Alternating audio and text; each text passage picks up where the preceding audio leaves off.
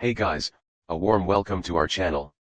Today, I'm diving into my experience with the Apple 2024 iMac all-in-one desktop computer with the M4 chip, 8-core CPU, 8-core GPU, 24-inch Retina Display, 16 GB unified memory, and 256 GB SSD in this gorgeous pink color.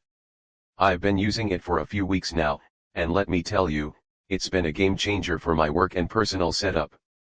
So, let's break down what makes this iMac so special and whether it's worth the hype.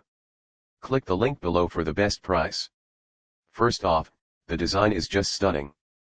The pink finish is vibrant yet classy, and it instantly elevates my workspace. It's not just about looks, this iMac is super thin and compact, fitting perfectly on my desk without cluttering it. The all-in-one design means everything's built into that sleek 24-inch frame, so there's no bulky tower to deal with. The color-matched keyboard and mouse are a nice touch, too, making my setup feel cohesive and polished. I went for the standard glass, but there's a nano texture option if you're worried about glare.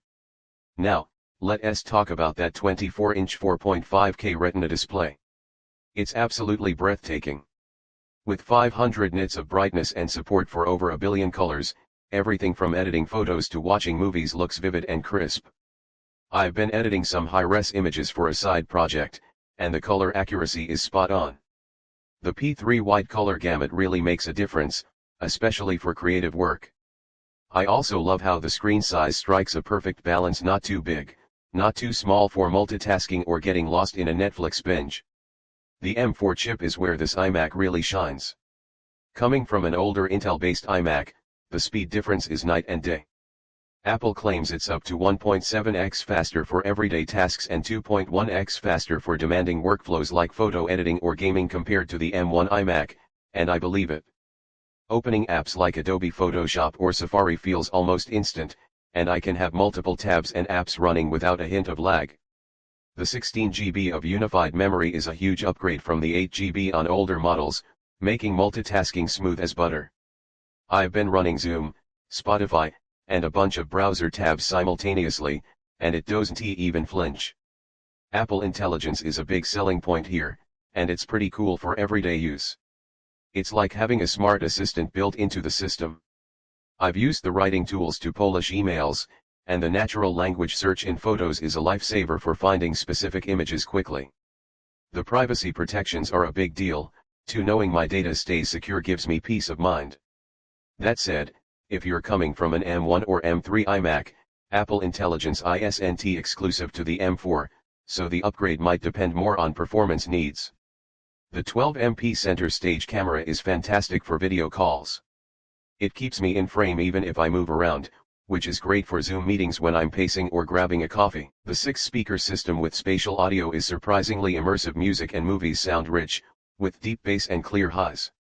I didn't expect a desktop to deliver this kind of audio quality. Now, the 256 GB SSD is the one area where I have mixed feelings.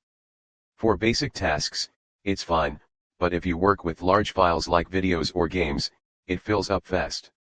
I've offloaded a lot to iCloud and use a 2 TB external drive for backups, which works, but I wish Apple offered more storage at this price point. You can upgrade to 512 GB or 1 TB, but those bump up the cost significantly. Setup was a breeze.